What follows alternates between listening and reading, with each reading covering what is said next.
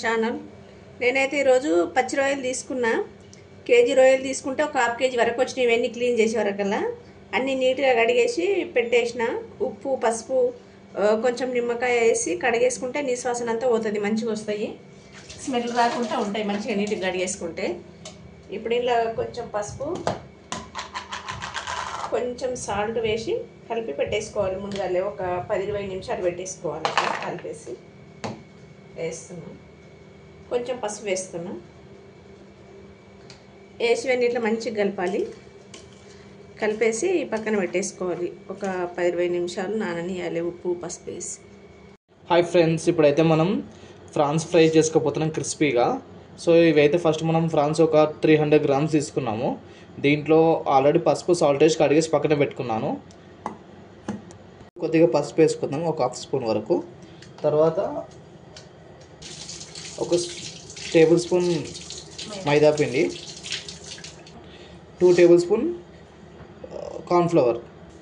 So చాలా జాగ్రత్తగా చేసుకోవాలి ఫ్రెండ్స్. ఇది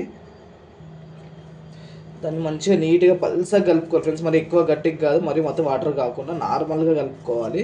సో మనం ఇప్పుడు ఏంటంటే రెస్టారెంట్ స్టైల్లో చేసుకోబోతుంది క్రిస్పీ ఫ్రాన్స్. మన దగ్గర మన తెలంగాణ అండ్ ఆంధ్రాలో చాలా అంటే చాలా ఇష్టంగా తింటారు వీటిని.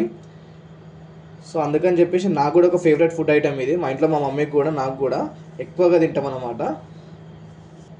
ఇప్పుడు ఒక టేబుల్ స్పూన్ సాల్ట్ వేసేసుకుందాం అందులో. అలానే కొన్ని వాటర్ వేసుకొని లైట్గా మంచిగా పల్సగా వచ్చే వరకు కలుపుకుందాం. ఇలా నీట్గా కలిపేసుకొని ఒక 5 మినిట్స్ పక్కన పెట్టేసుకుందాం. మెయిన్ ఏంటంటే మనకి ఆయిల్ అనేది చాలా హీట్ ఉండాలి. సో అప్పుడైతే కానీ మనకి ఫ్రాన్స్ అనేది మంచిగా ఫ్రై అవుతాయి. ఇంకోటి ఏంటంటే ఇందులో వాటర్ క్వాంటిటీ ఉంటుంది కాబట్టి ఏంటంటే ఆ వాటర్ అనేది ఆవిరిలాగా వచ్చేసి అందులో మనం ఉడికినప్పుడు ఆవిరిలాగా వచ్చేసి ఉడుకుతుంది అన్నమాట. ఒక్కొక్కటి వేసుకోవాలి.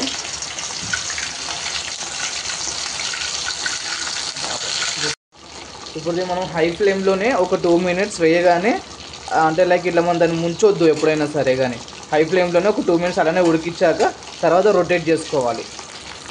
దీన్ని ఆయిల్లో వేసినప్పుడు మనం అలా స్పూన్ తీసుకొని నొక్కామనుకోండి, ఆ ఫ్రాన్స్ మీద ఉండే కార్న్ఫ్లవర్ అనేది సపరేట్ అవుతుంది. సో అందుకని చెప్పేసి నొక్కొద్దు.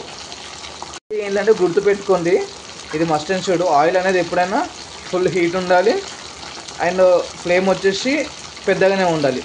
హై ఫ్లేమ్లోనే ఉండాలి. మీడియం ఫ్లేమ్, లో ఫ్లేమ్ లేదు, హై ఫ్లేమ్లోనే ఉండాలి. అప్పుడు అయితేనే మనకి కరెక్ట్గా క్రిస్పీగా వస్తాయి.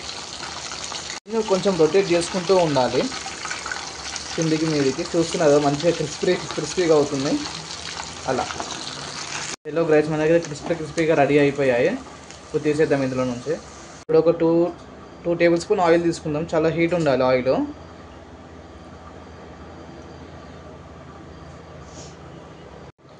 సన్నగా తరిగిన అల్లం వెల్లుల్లిపాయ వేసేసుకుందాం. ఇప్పుడు సన్నగా తరుక్కున్న పచ్చిమిర్చి, ఆనియన్స్ వేసేసుకుందాం.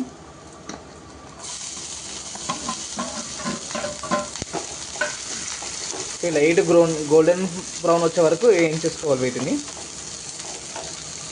ఇప్పుడు చూస్తున్నారా లైట్ బ్రౌన్ వచ్చేసాయి. ఇందులో మనం ఇందాక ఫ్రై చేసుకున్న ప్రాన్స్ వేసేసుకుందాము. వేసేసుకొని మళ్ళీ ఒక 1 మినిట్ కలిపేసుకుందాం. దాంట్లో టమాటో వేసేసుకుందాము. కొంచెం టేస్ట్ గురించి రెస్టారెంట్ స్టైల్ రావాలంటే మనం కంపల్సరీ అది వేసేసుకోవాలి. ఇంకా ఇప్పుడు దీంట్లోకి కొంచెం కొత్తిమీర వేసేసి దింపేసుకుంటే మనకు రెడీ అవుతుంది. లేదు కొత్తిమీర కాకుండా స్ప్రింగ్ ఆనియన్స్ వేసుకున్నా బాగుంటుంది. చూస్తున్నారు కదా రెస్టారెంట్ స్టైల్లో మంచిగా అయింది. కొత్తిమీర వేసేసుకొని దించేసుకుందాం దీంట్లో.